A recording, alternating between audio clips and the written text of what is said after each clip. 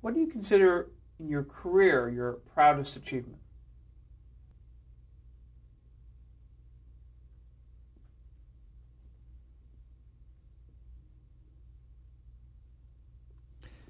Well, I guess the North Hollywood Plaza, it's something that's there, and you can see it, you can touch it, you can go inside of it, you can participate in it.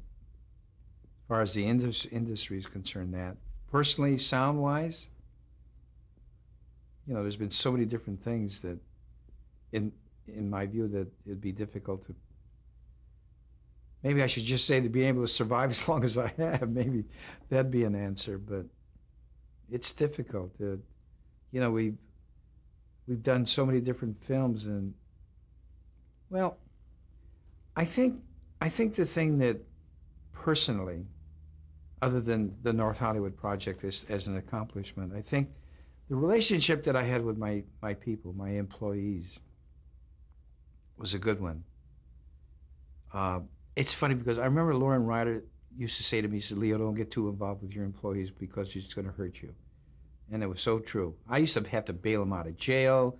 I had to go to the hospital when the woman's having a baby and the guy's in Europe someplace and hold her hand or be there, with somebody or something.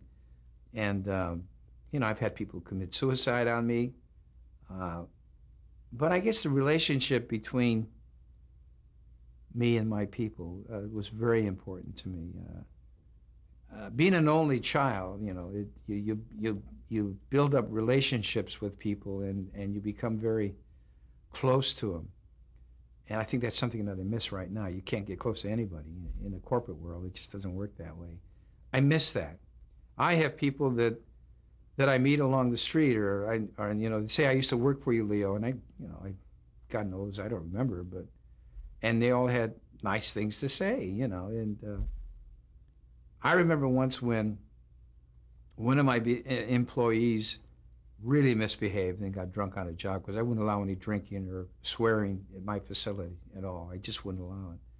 And I fired the guy, and he turned around and wanted to file a grievance against me. Of course, he lost and I won. I guess it was about 3 or 4 years or 5 years later, he came into my office, and he thanked me for doing what I did because it straightened him out. And that was great. It was really great. So it's a relationship. I remember when I tried to get into the union. It took me 4.5 years to get into the union. And there was one guy that kept blocking me. No matter how I tried, he kept blocking me. Finally, they had to take me in. And I guess it was some years later when I was in charge of production and hiring the crews. This guy comes up to me. He's looking for a job. I met with him in my office. Larry Cannon was his name, I believe. And I just sat there and looked at him. While he was speaking, he was telling him how good he is, this and that, what have you. And I said, "Larry, you don't know who I am, do you?" And he said, "What are you talking about?" I said, "Larry, you don't remember me at all, do you?"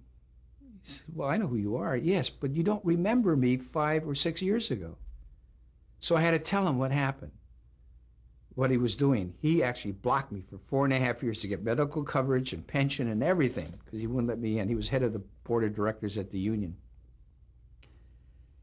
And he says, "Does this mean I don't get the job?" I says, "No, you're going to get the job. I just wanted you to know who I am and what you did. But you know what?" I said, I don't carry a grudge because I'm where I am, and you are where you are, and I'm going to hire you."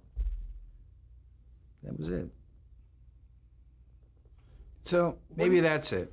Well, what do you consider the key to your success, to your continued success? Well, whether I'm successful or not, only history will tell. But I enjoyed working, and I enjoyed putting in the hours that I did, which is unfortunately for my wife. I was always honest as the day is long. I would never try to cover up a mistake that we might have caused. Never did. Admitted to it. Gave him $15,000 credit because of the fault and so on. I guess if you were to ask anybody that knows me, they'll tell you that, you know, I was honest as the day is long, and whatever I would say, you could take to the bank. And that to me is important.